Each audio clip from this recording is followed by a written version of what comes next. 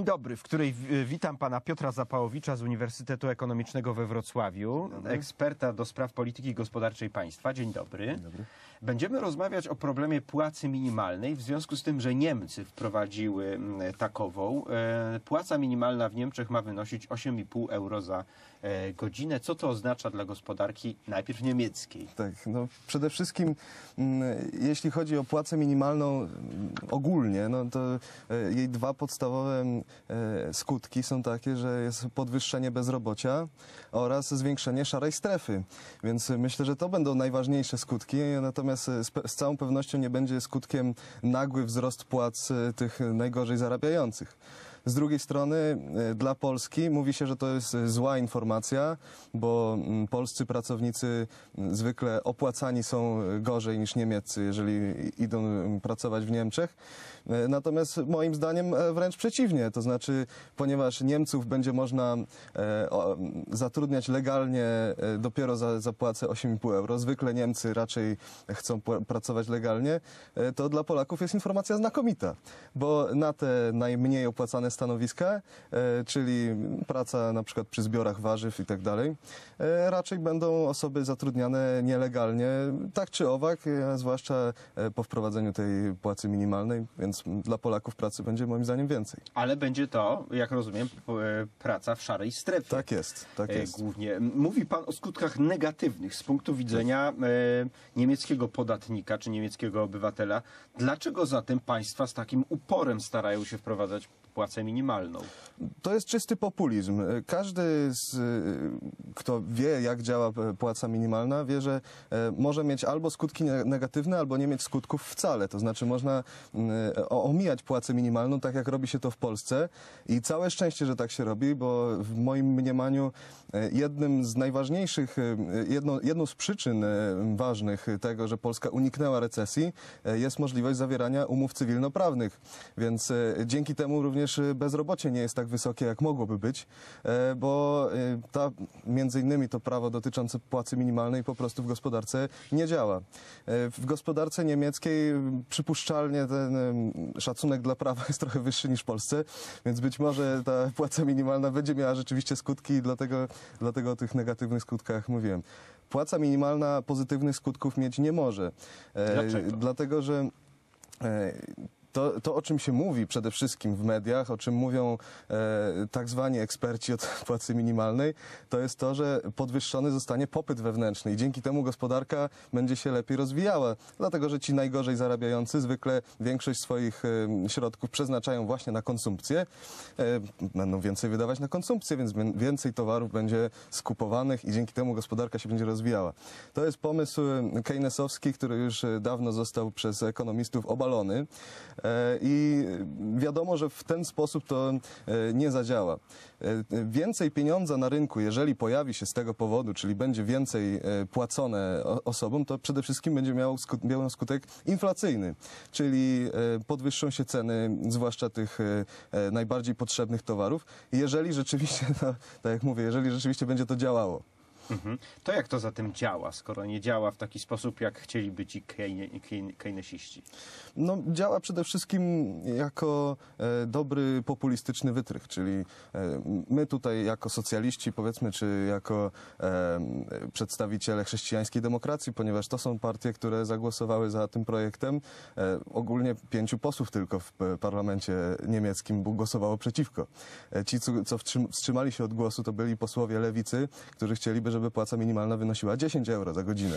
Więc nie było tam tak naprawdę żadnej poważnej grupy osób, która byłaby przeciwna. Więc oni chcą tylko pokazać, że rzekomo pomagają tym biednym poprzez podwyższanie ich płac. W rzeczywistości przypuszczalnie większość z nich, o ile nie jest intelektualnie jakoś ograniczonymi, a podejrzewam, że nie są, wie, że nie będzie miało to żadnych tego typu skutków. Czyli jest to rachunek czysto polityczny. Tak jest i krótkoterminowy, więc myślę, że to jest decyzja taktyczna. Nigdy tacy politycy, którzy myślą tylko o następnych wyborach, ewentualnie, jeżeli w ogóle myślą tak daleko do przodu, to na pewno nie planują na 10 czy 15 lat w przód, czyli nie myślą o tym, co będzie się działo w przyszłości. Wspomniał pan o konsekwencjach płacy minimalnej w Niemczech dla polskich pracowników, dla ludzi, dla Polaków pracujących w tym kraju. Pomówmy jeszcze, jakie to będzie miało konsekwencje dla polskich firm, z których, jak wiemy, duża część to podwykonawcy jakichś większych niemieckich usługodawców czy producentów. Czy to także odbije się na tych polskich podwykonawcach? Z całą pewnością. Jeżeli będą musieli działać legalnie, czyli będą musieli wszystko zrobić w gospodarce rejestrowanej, to tych pracowników, których dotąd mogli ściągać chociażby z Polski i wynagradzać po niższych płacach, w tej chwili albo będą musieli wynagradzać drożej, ponieważ praca, jak każdy towar, no, ma swój popyt i podaż, więc w tej sytuacji każdy będzie starał się zapłacić jak najmniej. W związku z tym będzie po prostu mniej pracowników ściąganych do takich firm, które działają czysto legalnie. Natomiast to, o czym wspominałem na początku, to te firmy, które na przykład nie pracują przy projektach publicznych, które muszą być w całości rejestrowane i wszystko musi być w pełni legalnie, podejrzewam, że będą dużo chętniej zatrudniały pracowników w szarej strefie, co dla tych pracowników pod względem chociażby ich ochrony socjalnej będzie negatywne. Czy ochrony prawa pracy, jeżeli chodzi o warunki pracy, jeżeli chodzi o ilość przepracowanych godzin, ponieważ zatrudnianie mniejszej liczby osób również nie wpłynie na to, że będzie mniej pracy do wykonania. Więc podejrzewam, że sporo osób będzie pracowało po prostu w większym wymiarze godzin. A jak problem płacy minimalnej wygląda w Polsce? W Polsce płaca minimalna jest ustalana na jakimś tam poziomie, ale dzięki Bogu nie działa. Dlatego, że też jak wspomniałem o umowach cywilnoprawnych. Dzięki temu, że można zatrudnić osoby chociażby będące gorzej wykształcone, nie mające specjalnie doświadczenia, nie tyle poniżej płacy minimalnej, czy poza płacą minimalną, czyli poza umową o pracę, to dzięki temu nie ma to aż takiego wpływu na polską gospodarkę i zwłaszcza na sytuację osób pracujących. Jeśli chodzi o Niemcy, jeszcze wracając do tej sytuacji, to o czym trzeba wspomnieć, to to, że ta płaca minimalna nie będzie dotyczyła osób pracujących sezonowo i nie będzie dotyczyła stażystów. Więc myślę, że w najbliższych miesiącach po wprowadzeniu tego, bo to jeszcze nie zostało zatwierdzone, jeszcze Senat musi nad tym zagłosować, czyli Bundesrat, w miesiącach następujących po wprowadzeniu tego prawa możemy zaobserwować rosnącą liczbę stażystów, którzy przypuszczalnie po zakończeniu swojego pierwszego stażu będą odbywali kolejny staż, oraz rosnącą liczbę pracowników sezonowych, gdzie praca sezonowa będzie trwała kilka lat. Więc myślę, że w ten sposób będzie można bardzo łatwo to prawo obejść. Sądzę, że przedsiębiorcy niemieccy nie są też mniej intelektualnie przystosowani do takiej sytuacji niż przedsiębiorcy polscy, więc będą to bardzo dobrze omijali. Miejmy nadzieję, że tak będzie, bo dzięki temu gospodarka niemiecka będzie się dobrze rozwijała, a polska, która jest z nią bardzo mocno związana, również. No a co z polskimi firmami, które produkują tutaj w kraju, ale produkty są zamawiane przez niemieckich przedsiębiorców? Czy ci niemieccy przedsiębiorcy, czy ich status na rynku się obniży, czy ich pozycja będzie słabnąć w związku z wprowadzaniem płacy minimalnej? Jeżeli chodzi o niemieckich przedsiębiorców, którzy kupują w Polsce, no to podejrzewam, że dzięki wprowadzeniu płacy minimalnej w Niemczech, ponieważ koszty pracy, zwłaszcza tej najmniej wydajnej w Niemczech, znacznie wzrosną, to konkurencyjność naszych towarów może również na rynku niemieckim wzrosnąć. Gorzej jest w drugim kierunku, to znaczy gorzej jest z towarami, które my importujemy, czy usługami, które importujemy z Niemiec, ponieważ one mogą znacznie zdrożeć. Po pierwsze ze względu na wyższe koszty pracy, a po drugie, jeżeli pojawi się rzeczywiście skutek inflacyjny, który jest istotnym skutkiem płacy minimalnej. Natomiast to dopiero obserwacja pokaże, bo w gospodarce nie ma nic a priorycznie, nie można powiedzieć, że na pewno coś się wydarzy. Myślę, że dopiero jak to prawo zacznie działać, wtedy będziemy wiedzieli dużo więcej. W Polsce również politycy proponują płacę minimalną, prześcigają się nieraz w podwyższaniu tej poprzeczki. Co by pan powiedział wyborcom i samym politykom, którzy takie propozycje składają? Myślę, że jest jedna propozycja, która jest najbardziej zabawna z tych wszystkich, a to jest propozycja bezwarunkowego dochodu podstawowego. Bo już płacę minimalną można zostawić z boku, jeżeli pojawia się taki pomysł. Jest kilku nawet naukowców, którzy proponują tego typu rozwiązanie, żeby każdy dorosły obywatel miał zagwarantowany jakiś konkretny dochód.